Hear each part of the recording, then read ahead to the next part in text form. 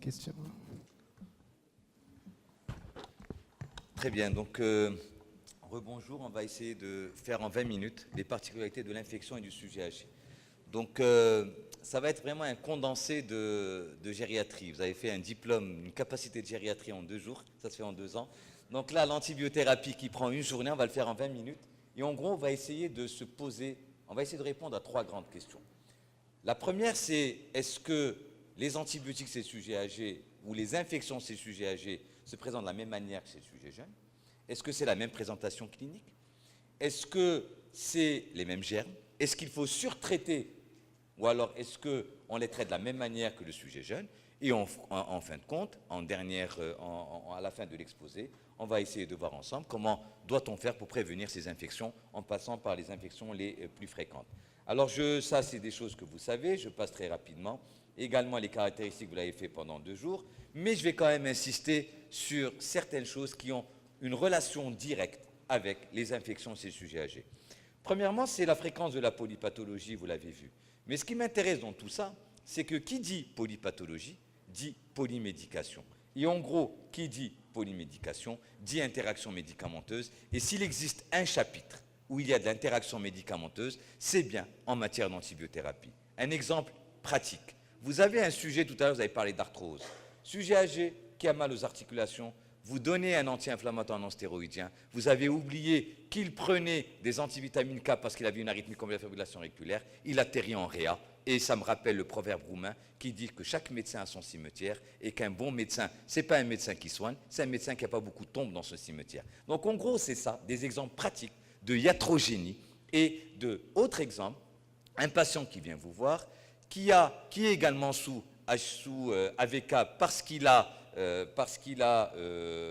une arythmie complète de la fibrillation auriculaire, il fait une infection, vous donnez quinolone, INR allongé. Voilà des exemples pratiques de médecine générale. Et en gros, ce que j'ai dit ce matin sur vérifier les thérapeutiques que prennent vos patients est également vrai en matière d'infection, en matière d'antibiothérapie. L'autre chose également en matière d'infection et d'antibiothérapie de ces sujets âgés, c'est la dénutrition du fait de l'albumine. Et vous connaissez tous très bien la pharmacocinétique des antibiotiques qui passe par cela. Et puis, bien sûr, le message, et je pense qu'on vous l'a suffisamment dit, un sujet âgé n'est pas un sujet malade. Mais lors d'une pathologie infectieuse, il y a une rupture d'un équilibre. C'est ce qui fait que les choses vont peut-être être des fois un peu plus graves chez les sujets âgés. Alors, sur les plans épidémiaux. Sur le plan épidémiaux, les infections sont fréquentes et graves. Et regardez cette série autopsique. En gros, dans une série autopsique de la Mayo Clinique, où des patients sont morts, et on a fait une autopsie, eh bien on s'est rendu compte que 30%, dans 30% des cas, un malade sur 3 est mort d'une infection sans que les médecins ne se rendent compte que c'était une infection. Ça veut dire quoi? Ça veut dire que probablement et certainement la présentation clinique des infections chez les sujets âgés est différente et c'est ce que je vais essayer également de vous prouver tout à l'heure. Donc prévalence, regardez, 3e cause de mortalité après les cancers et les maladies cardiovasculaires.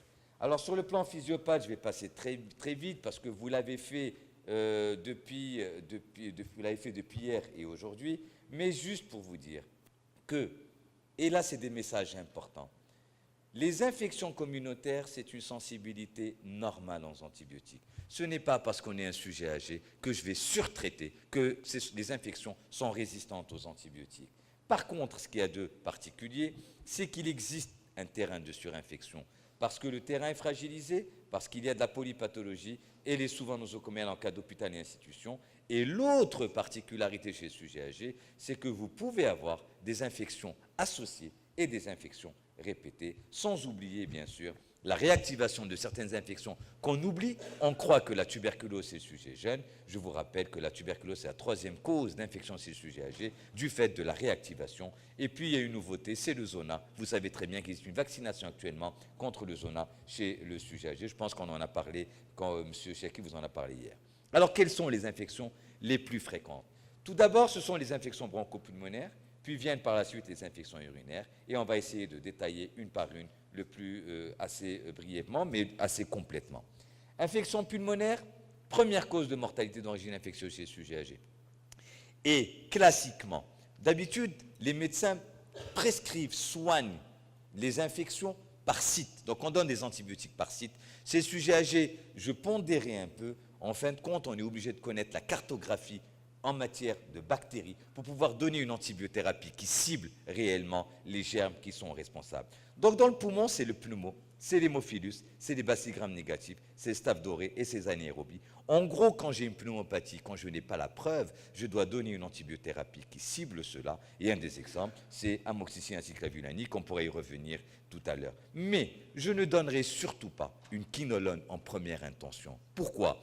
Parce que les quinolones en première intention, certes, ce sont de très bons antibiotiques, mais ce sont des antibiotiques à élimination rénale. Ce sont des antibiotiques chez les sujets âgés qui peuvent être délétères. Ce sont des antibiotiques qui donnent des interactions médicamenteuses. Et puis, n'oubliez pas, on est au Maroc. On est au Maroc et la fréquence de la tuberculose. Et que les quinolones sont des antibacillaires de deuxième intention. Et en gros, si on n'est pas sûr d'avoir éliminé une tuberculose, on risque de décapiter une tuberculose en donnant une quinolone. Donc le message, c'est faites attention, je n'ai pas dit qu'il ne faut pas donner, mais si je suis obligé, il faudrait les donner dans de bonnes indications. Voilà pourquoi j'ai parlé. 2 facteurs de risque importants, c'est l'existence d'une bronchopneumopathie chronique, et puis bien sûr, n'oubliez pas, la vaccination antigrippale et la vaccination anti-pneumococcique. Infection urinaire, 20 à 50% des femmes âgées de plus de 80 ans, 5 à 20% des hommes et tous les malades porteurs du sang urinaire depuis plus de 8 jours ont une bactériurie asymptomatique. Et le corollaire, contrairement à la femme enceinte, il ne faut surtout pas traiter ces patients. Et pourtant, la majorité des docteurs continuent à soigner une bactériurie asymptomatique. Et là, il n'y a aucune raison de la soigner. Il y a une résistance à l'Escherichia coli. Et donc, le corollaire de cela, contrairement à l'adulte, il n'y a pas d'indication de traitement minute chez les sujets âgés en cas d'infection urinaire. Tuberculose. Morbidité, mortalité qui reste encore élevée. Souvent tardif, 3 mois. Mortalité, regardez, extrêmement importante. Et puis, bien sûr, l'éclosion de la tuberculose dans les maladies lorsque vous avez un traitement par chimiocorticothérapie. Et puis, il peut s'agir soit d'une réactivation, soit d'une primo-infection, essentiellement quand les malades sont en infection. Deuxième question, c'est est-ce que la présentation clinique de mes infections est la même chez le sujet jeune que chez l'adulte? Identique au sujet jeune, situation la moins fréquente. Donc, dès le départ, j'annonce la couleur. L'autre message pire, fébricule, voire absence de fièvre, même en cas d'infection grave. Et puis, des fois, vous avez une symptomatologie absente. Et le message, et je l'ai dit également ce matin, et Mme Hammar l'a également insisté, on ne soigne pas une maladie, on soigne un patient. Et en gros, un examen attentif répété peut retrouver quelques signes passés inaperçus en raison de difficultés de la communication, aphasie, démence et confusion. Et vous pouvez avoir des aspects cliniques complètement trompeurs avec des altérations d'état général, déshydratation, incontinence urinaire.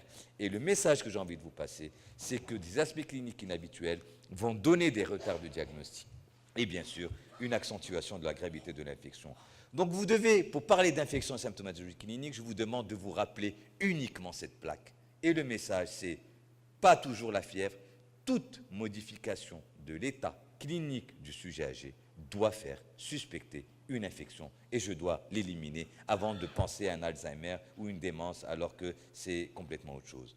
Complications de l'infection, déshydratation, phlébite. Phlébite, le message c'est quoi? C'est autant on parle de thromboprophylaxie chez le patient chirurgical, autant on parle de thromboprophylaxie chez des âmes qui ont été opérées, on oublie la thromboprophylaxie chez le patient médical. Et une des situations de la thromboprophylaxie chez le patient médical, c'est bien l'infection, et encore plus chez le sujet âgé, pour éviter escarres, dénutrition, etc., chute. Tout ça, vous l'avez fait, je ne vais pas m'attarder. Difficultés thérapeutiques, mesures générales, ce qu'on oublie souvent. Héparine, prophylaxie, les soins de nursing, matelas anti-escar, kinésithérapie. Et puis n'oubliez pas que seulement, ça ne fait pas d'eux des sujets malades, mais seulement 30% des personnes âgées ont une fonction rénale normale. Et en gros, une antibiothérapie mal adaptée, une antibiothérapie à élimination rénale surdosée des fois, peut aggraver complètement et passer le malade d'une fonction rénale normale à un patient dialysé du fait d'une antibiothérapie mal utilisée. Donc en gros, le message c'est ayez toujours sur vous votre réglette ou alors sur vos iPhones ou sur vos smartphones, ayez l'habitude de calculer la clearance de la créatinine. Pourquoi ? Parce que les principaux antibiotiques, c'est une adaptation de la posologie et ce sont des antibiotiques que nous utilisons tous, y compris par moi, à large échelle, peut-être à tort. Faites attention au quinolone. Quinolone, ce sont de bons médicaments quand ils sont donnés dans de bonnes indications et à dose adéquate, adaptée à la fonction rénale. Je ne parlais pas des glycopeptides parce que c'est des médicaments plus de réa et de médecine et maladies infectieuses. Pour les bêta-lactamines, donc céphalosporine, amoxicilline et amoxicilline acétylclavulanique, la réduction des posologies n'est habituellement pas nécessaire. Donc n'oubliez pas le risque d'interaction médicamenteuse, avec les anticoagulants surtout, le risque de surdosage, l'augmentation de l'INR. Donc ayez la main facile à proposer, quand vous chez vos malades infectés sous antibiotiques, de vérifier de façon plus précise et plus rapprochée votre INR, parce que vous risquez d'avoir, bien sûr, des accidents hémorragiques si vous ne faites pas attention. Les effets secondaires sont les mêmes que chez l'adulte jeune, mais n'oubliez pas également la grande fréquence des diarrhées qui peuvent, elles, c'est ce qu'on appelle il est mort guéri. Vous soignez votre patient, vous le guérissez de son infection initiale, mais il se chope une autre infection qui va le tuer, et l'exemple type, c'est la colite pseudomembraneuse et le Clostridium difficile. Donc, associez également des probiotiques ou alors des choses que vous connaissez très bien. Surveiller la prescription, oui. Des infections répétées ou persistantes peuvent être parfois mises sur le compte d'une mauvaise compliance, et la voie parentérale est donc plus sûre, au moins en début de traitement. Et puis, à la fin, prévention de plaques. Je sais que vous avez fait la vaccination. Juste 2 plaques pour résumer peut-être ce qui a été dit hier. Je n'ai pas assisté. Elle est souvent négligée à tort. Prévention des maladies infectieuses, c'est un enjeu majeur. 3 problèmes posés qu'on oublie, c'est que notre population âgée n'a pas eu de rappel.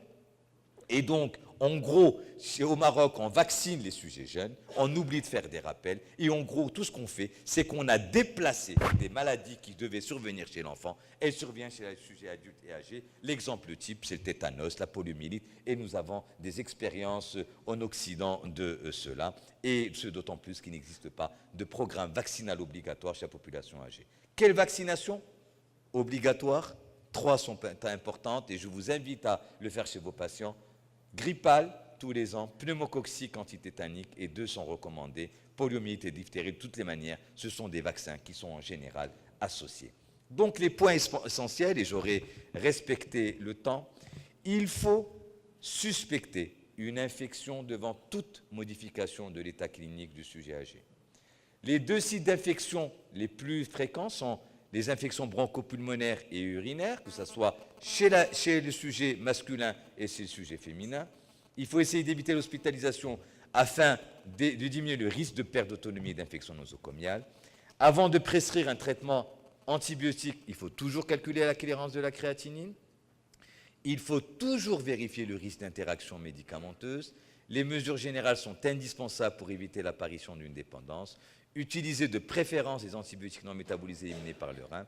Et puis, les antibiotiques de choix chez la personne âgée sont à l'heure actuelle l'amoxicilline acétylclavulanique, les céphalosporines 3e génération, et puis après, les quinolones. Je vous remercie.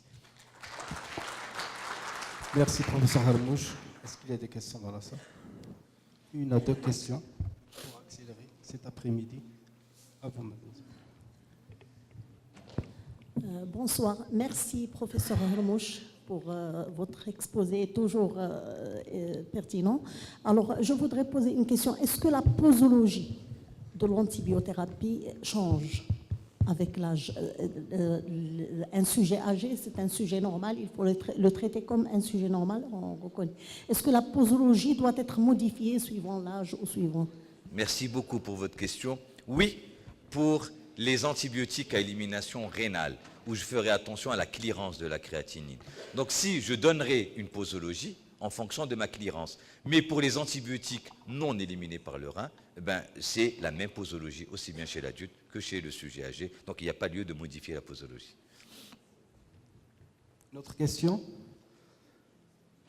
Alors, merci, professeur Harmouche.